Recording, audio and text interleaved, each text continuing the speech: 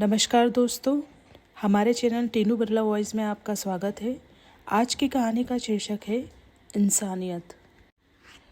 नमस्कार दोस्तों, हमारे चैनल टीनू बिरला वॉइस में आपका स्वागत है। शाम ढलने वाली थी। मैं अक्सर इसी बस से अपने घर वापस आता था। मैंने देखा वहाँ लगभग दौड़ती हुई बस के पास आई और बस में चढ़ गई। वह आगे वाली सीट पर बैठ गई। मैं पीछे की सीट पर बैठा था। यही कोई 27-28 साल की शादीशुदा महिला थी। मैं मन ही मन सोच रहा था, आज फिर देर हो गई शायद। अक्सर ये दो होती हैं, आज केवल अकेली है। शायद आज वो नहीं आई होगी। मैं देख रहा था उसके सामने वाली सीट पर 30-32 साल के दो नौजवान बैठे थे, जो उसे देखकर आपस में कुछ बातें कर रहे थे। मैंने बस में नज़रें घुमाकर देखा। बस में केवल 5 औरतें थीं, जिसमें से 2 को मैं पर्सनली जानता था, जो टीचर थी, जिनका स्टॉपेज 15 मिनट में आने वाला था। वे भी मेरी तरह इसी बस से रोज़ वापस आती थीं। थोड़ी देर में उनका स्टॉपेज आ गया। वे दोनों महिला वहाँ उतर गईं। मैंने घड़ी में टाइम देखा, 7 बजने वाला था। धीरे धीरे बस से सारे यात्री उतर रहे थे। बस में केवल 10 लोग बचे थे। तब मैंने महसूस किया वे 2 नहीं 4 थे। थोड़ी देर में 2 और महिलाओं का भी स्टॉपेज आ गया। वे तीनों भी उतर गईं। बस में केवल एक महिला बची थी, एक बुजुर्ग व्यक्ति और मैं। चारों लड़के बार बार मेरी ओर देख रहे थे। शायद वे चारों मेरे बस से नीचे उतरने का इंतज़ार कर रहे थे। मैंने घड़ी में टाइम देखा, 8:30 बज रहे था। बस रुकी। यही मेरा स्टॉपेज था। यहाँ बस 10 मिनट रुकती थी। यह छोटा बाजार जैसा था। एक छोटा सा होटल या चाय की दुकान कह लीजिए। 2 पान गुमटी और भी छोटी मोटी दुकानें थीं, लेकिन वे सब 8 साढ़े 8 बजे तक बंद हो जाती थी। यही एक चाय की दुकान और पान की गुमटी अभी तक खुली रहती थी। मेरा घर यहाँ से थोड़ी दूरी पर था। रात में कोई वाहन नहीं मिलने के कारण मैं यहाँ से पैदल ही धीरे धीरे चलता हुआ अपने घर चला जाता था। कई बार कोई जान पहचान वाला मिल जाता था। उसके साथ गपशप करते हुए मैं यहीं रुककर चाय भी पीकर रात के 9 बजे तक घर जाता था। लेकिन आज कोई जान पहचान वाला नहीं मिला था। फिर भी मैं चाय की दुकान पर आकर खड़ा हो गया। मेरा मन अनजाने डर से आशंकित था।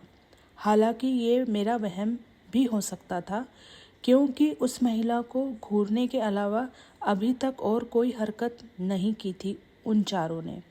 फिर भी मन क्यों आशंकित था, पता नहीं।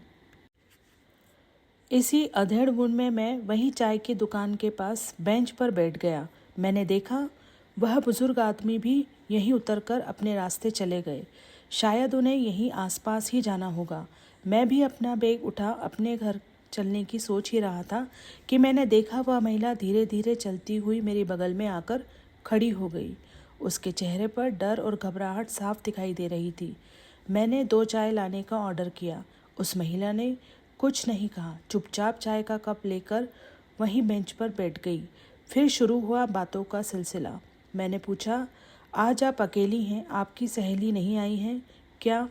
उस महिला ने जवाब दिया, हाँ आज वो नहीं आई थी। आपकी बस छूट गई, उसने धीरे से कहा। हाँ आप टीचर हैं? उसने हाँ में सर हिलाया। तभी बस कंडक्टर ने आवाज़ लगाई। वह बस में जाकर बैठ गई। मैंने देखा वे चारों लड़के भी उस बस में चढ़ रहे थे। मैंने चाय के पैसे दिए और ना जाने किस भावना में बहकर अपना बैग उठाया और दोबारा से बस में चढ़ गया और उस महिला की सीट के पास जाकर पूछा, क्या मैं यहाँ बैठ सकता हूँ? उसने सर उठाकर मेरी ओर देखा और हंसकर बोली, जी बिल्कुल। मैं उसके बगल वाली सीट पर बैठ गया। बस अपनी रफ्तार से बढ़ने लगी। तभी उन चारों में से एक लड़के ने बड़े ही भद्दे अंदाज में ज़ोर से बोला, बस में ही सेटिंग हो गई क्या? क्या किस्मत पाई है साहब, हम लोगन की भी किस्मत खोल दीजिए। इतना बोलकर वे चारों जोर जोर से हंसने लगे। जिस बात का मुझे डर था वही हुआ। इन लोगों की नीयत ठीक नहीं लग रही थी। मैं अंदर तक डर गया। मैं मन ही मन सोच रहा था, न जाने मैं किस लफड़े में फंस गया। ये चारों, मैं अकेला, इन सब का क्या बिगाड़ लूँगा। फिर भी मैं इन्हें अकेले भी तो नहीं छोड़ सकता था। अब जो होगा देखा जाएगा। अपने डर पर काबू करते हुए, ऊपर से खुद को नॉर्मल दिखाते हुए उनकी बातों को इग्नोर किया और पॉकेट से मोबाइल निकालकर अपने हाथों में ले लिया। उसमें 100 नंबर डायल कर लिया मैंने। इसके अलावा और कोई ऑप्शन भी नहीं था मेरे पास। तभी कुछ ऐसा हुआ जिसकी मैंने कल्पना भी नहीं की थी। बस का कंडक्टर आया और ज़ोर से चिल्लाया, बस रोक, बस रोक। मैंने देखा उसके हाथ में लोहे का बड़ा रीछ था। उसके पीछे पीछे 2 और आदमी बस में चढ़ गए। थोड़ी देर में बस रुक गई। मैं भी हड़बड़ा कर खड़ा हो गया।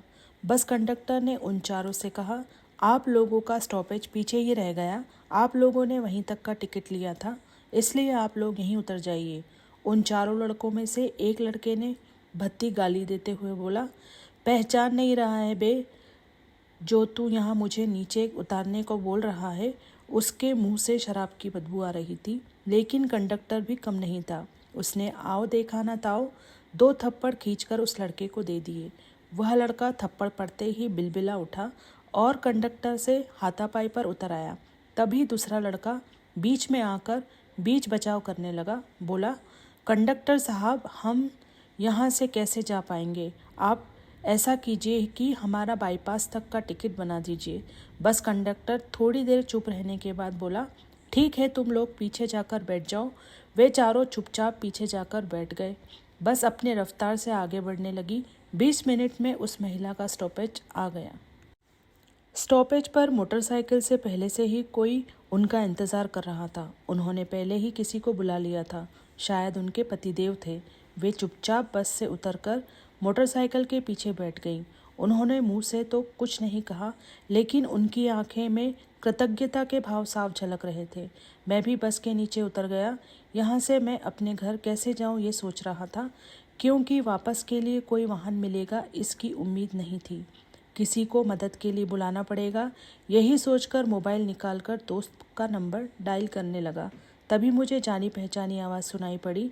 मैंने पीछे मुड़कर देखा तो वहीं बस कंडक्टर मोटरसाइकिल से था। बोला, बैठिए सर, मैं आपको छोड़ता हूँ, अपने गांव चला जाऊँगा। मैं चुपचाप मोटरसाइकिल के पीछे बैठ गया। मैंने उस कंडक्टर से कहा, अरे भाई, तुमने तो आज कमाल कर दिया, लेकिन तुम्हारा तो रोज़ का आना जाना है, कल को कुछ हो गया तो?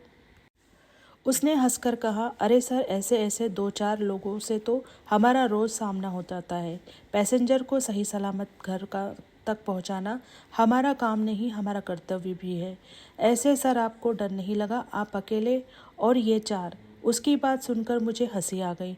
मैंने हंसकर कहा, डर किसको नहीं लगता भाई, डर सभी को लगता है, लेकिन वो कहते हैं डर के आगे जीत है। मेरी बातें सुनकर वह ठहाका लगाकर हंसने लगा। थोड़ी देर में वह बोला, लीजिए सर, आपका स्टॉपेज आ गया। मोटरसाइकिल से नीचे उतरकर मैंने उसे धन्यवाद कहा और अपने घर की ओर जाने लगा। तभी उस कंडक्टर ने कहा, एक बात कहूँ सर, आप जैसे लोगों के कारण ही इंसानियत जिंदा है, नहीं तो इन जैसे लोगों को तो हमारी बच्चियों को जीना मुश्किल कर दिया है। इसी के साथ ये कहानी समाप्त होती है। अगर ये कहानी आपको अच्छी लगी हो तो लाइक कीजिए, शेयर कीजिए, मेरे चैनल को सब्सक्राइब कीजिए। Thank you for watching.